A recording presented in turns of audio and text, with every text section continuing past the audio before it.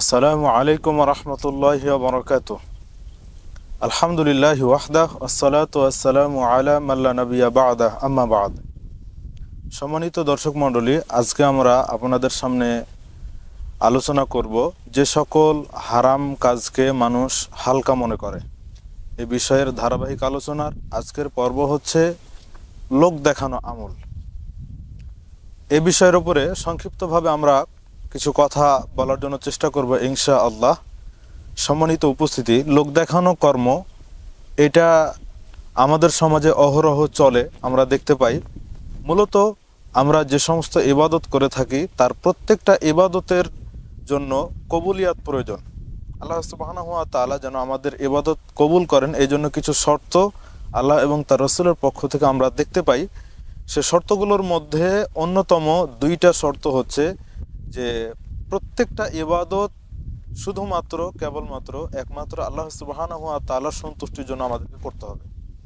দুই নম্বর হচ্ছে যে যেই কাজটি, যে আমলটি আমি করছি, যে ইবাদতটি আমি করছি, সেটা যেন রাসূল সাল্লাল্লাহু আলাইহি ওয়াসাল্লামের তরিকা অনুযায়ী হয়ে থাকে, অর্থাৎ তার পদ্ধতি অনুযায়ী। তো প্রথম পয়েন্ট যেটা আল্লাহ সুবহানাহু ওয়া তাআলার সন্তুষ্টির জন্য আমল করা, সেটা নিয়েই মূলত আমরা কথা বলছি।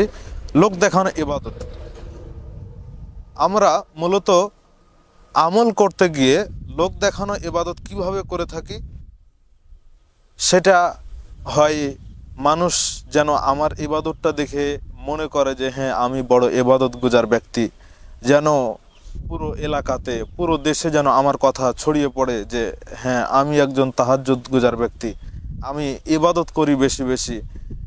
এগুলো হচ্ছে লোক দেখানো ইবাদত।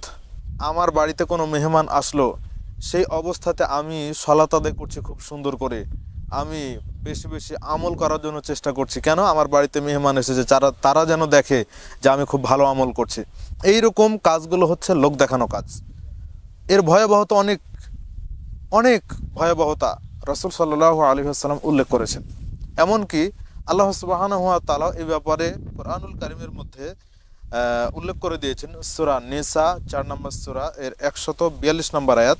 আল্লাহ বলছেন, ইন্নাল মুনাফিকিনা ইউখাদিউন আল্লাহ, নিশ্চয় যারা মুনাফিক তারা আল্লাহ সুবহানাহু ওয়া তাআলাকে ধোঁকা দেওয়ার জন্য চেষ্টা করে।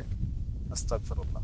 ওয়া হুয়া খাদিউহুম, আর তারা আল্লাহকে ধোঁকা দিতে পারে না, তারা নিজেদেরকেই ধোঁকা দেয়। ওয়া হুয়া খাদিউহুম, তারা নিজেদেরকেই ধোঁকা দেয়।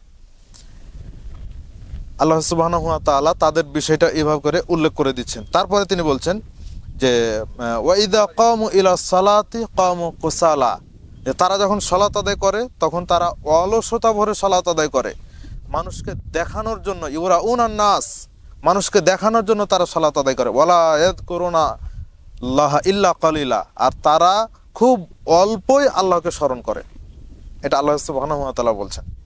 তাহলে যারা লোক দেখানো ইবাদত করবে, আল্লাহ তাআলা তাদের পরিচয় এখানে উল্লেখ করে দিয়েছেন যে তারা হচ্ছে মুনাফিক। মূলত মুনাফিকদের মধ্যে এই স্বভাবটা আসে।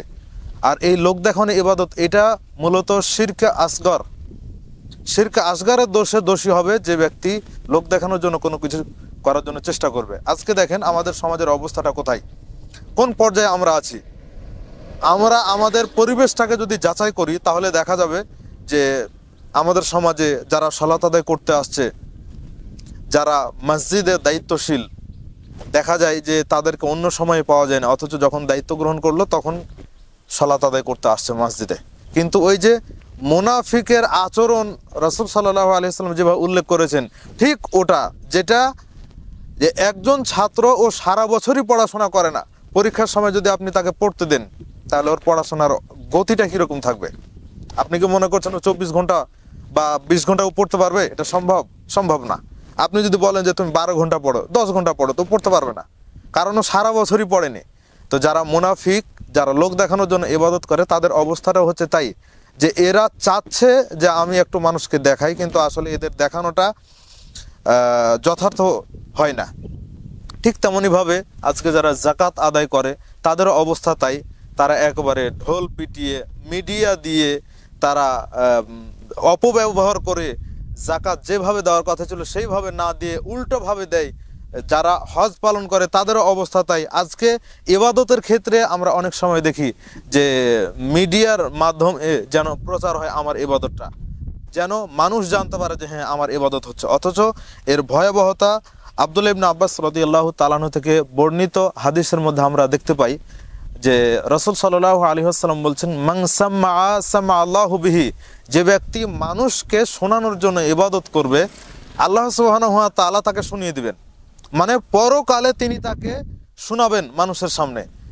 ওমান রা আল্লাহু বিহি, যে ব্যক্তি লোক দেখানোর জন্য মানুষকে দেখানোর জন্য ইবাদত করবে আল্লাহ সুবহানাহু ওয়া তাআলা কিয়ামতের দিন তাকে দেখিয়ে দেবেন, অর্থাৎ তাকে লাঞ্ছনাদায়ক শাস্তি দেখাবেন, তাকে শাস্তি দিবেন, তাকে শাস্তি দেখাবেন। যে হাদিস রয়েছে সহিহ বুখারী 4699 নম্বর হাদিস, সহিহ মুসলিমের মধ্যে পাবেন 2986 নম্বর হাদিস। সম্মানিত উপস্থিতি, তাহলে এই হাদিস থেকে আমরা বুঝতে পারলাম যে লোক দেখানো ইবাদতের ভয়াবহতা অনেক বেশি, যা আল্লাহ সুবহানাহু ওয়া তাআলা কিয়ামতের দিন সমস্ত মানুষের সামনে দেখাবে। দুঃখজনক, যারা ইবাদত করেনি তাদের তো শাস্তি হবেই হবে, কিন্তু আমি ইবাদত করার পরেও যদি আমাকে শাস্তি ভোগ করতে হয় তাহলে এর চাইতে বড় দুঃখের বিষয় আর কিছু থাকে না। এরপর আরেকটি হাদিস দেখুন, হাদিসে কুদসিতে আল্লাহ সুবহানাহু ওয়া তাআলা বলছেন, যে হাদিস পাওয়া যাবে সহিহ মুসলিমের মধ্যে 2985 নম্বর হাদিস, আনা আগনা শুরাকা আনি শিরক। আল্লাহ রাসূল বলছেন যে আল্লাহ সুবহানাহু ওয়া তাআলা হাদিসে কুদসির মধ্যে বলছেন, কিয়ামতের দিন তিনি বলবেন যে আমি শিরক করার সকল অংশীদারিত্ব থেকে আমি মুক্ত।